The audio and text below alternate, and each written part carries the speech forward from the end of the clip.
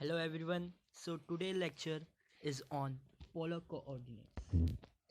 So here we see how we convert polar coordinates into Cartesian and Cartesian into polar and then utilize their useful meaning in physics, and we will see that polar coordinates by doing a question using polar coordinates will make it easier as compared to Cartesian coordinates.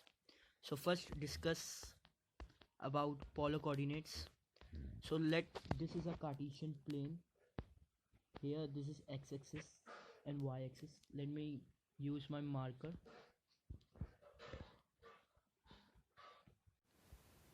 So let a point P here. So let R be the position vector of P. So we can locate the point P.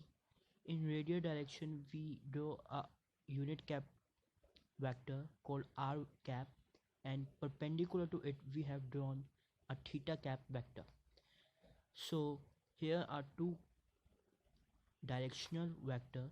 This direction can be written as on Cartesian plane, as we can see here that r vector, if we resolve the components of r vector, we can see that r vector can be written as I cos theta plus j cap sin theta. Here we can see this is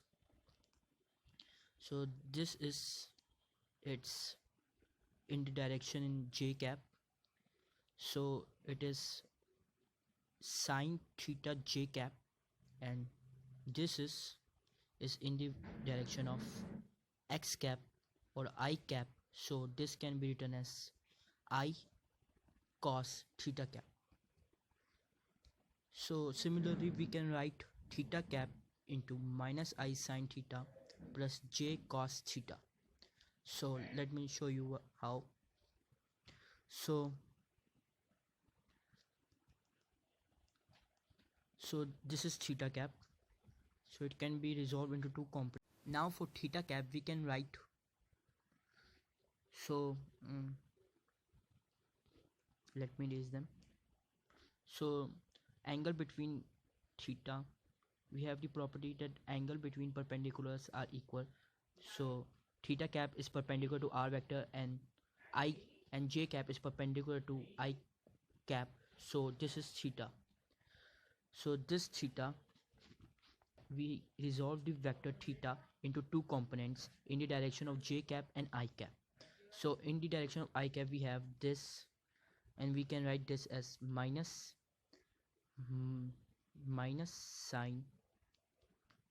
sin theta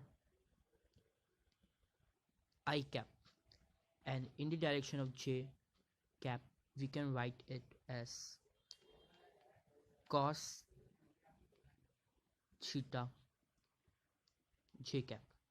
So all that we have done, we got r vector equal to I cos theta plus j sin theta, and theta cap equal to minus I sin theta and j cos theta. So in polar coordinate we usually write r as r cap like this.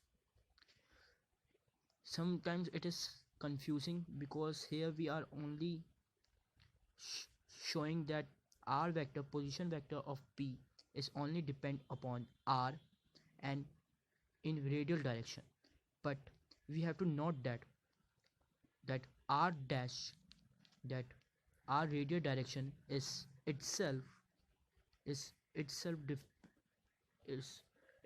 depend upon theta.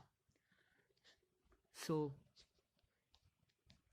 this is the only equation we needed to show a position vector of a point in polar coordinates. So in Cartesian plane we define velocity as differential of position vector with respect to time. So in The same way we define velocity here, that is differential vector, that is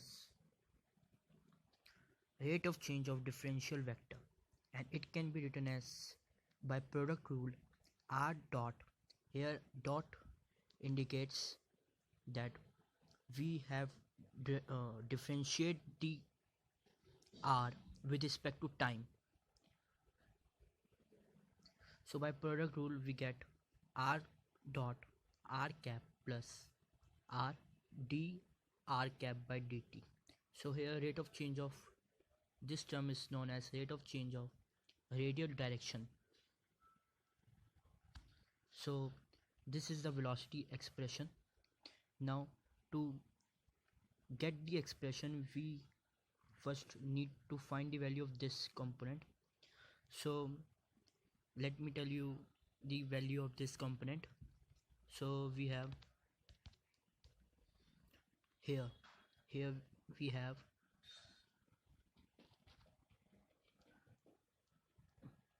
so rate of change of radial direction with respect to time is equal to differential of theta cap, differential of theta in the direction of theta cap, and rate of change of theta cap direction is equal to negative sine of theta naught r in the direction of radial vector. So I have given you the value. If you need proof, I will make another video on this. So we get the velocity vector as rate of change of position vector. So we get this. So by putting the value we get velocity vector as this. This is very important equation. So what about acceleration? So if there is change in velocity, then we have acceleration, which is given by rate of change of velocity vector. So we again differentiate it and we get this expression. By product rule we get the expression this. By putting the value of d theta on rate of change of theta cap and rate of change of radial cap, we get the net acceleration this. So these are the derivations of acceleration, velocity and position vector. So now I have an example to use this. Now this is the example in which we will use polar coordinates. So it is the velocity of a bead on a spoke. A bead moves along the spoke of a wheel at constant speed u meter per second. The wheel rotates with uniform angular velocity theta naught equal to omega radian per second about an axis fixed in space. At t equal to 0, the spoke is along the x-axis and the bead is at the origin. Find the velocity at time t. So basically this is the figure. So this is the figure in the last lecture. So this is the figure. Let me draw first axis here. So this is y-axis, this is x-axis, and now we can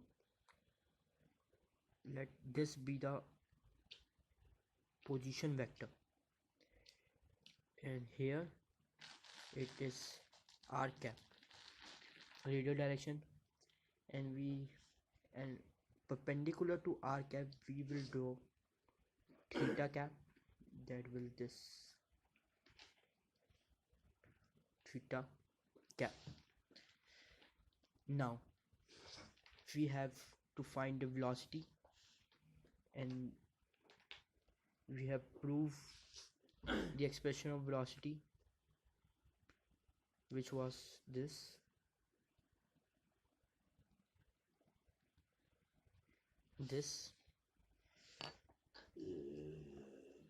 Now we have r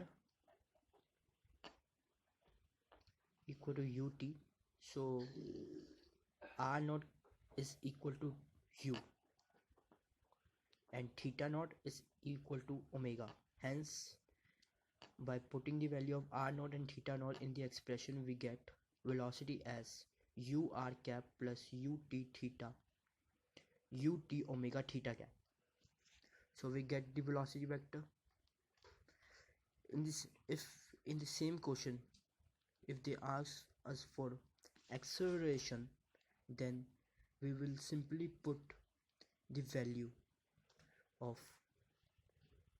theta naught theta cap and rate of change of theta naught theta cap in the acceleration formula, and we get the acceleration vector. So it is easy to use polar coordinates here. We can also do it by using Cartesian coordinate. Here velocity in x direction can be written as vr cos theta minus v sin theta, and vy, we will break the velocity into components, and vy can be written as vr sin theta plus v theta cos theta. So then we have to find the components in I cap j cap, and we get the velocity vector in Cartesian plane, this, which requires lot of time and calculations and also resolving vector, but by using polar coordinate we get this in very less time. So this is the advantage of polar coordinates. So for more videos, subscribe to my channel, like and comment your feedbacks. Thank you.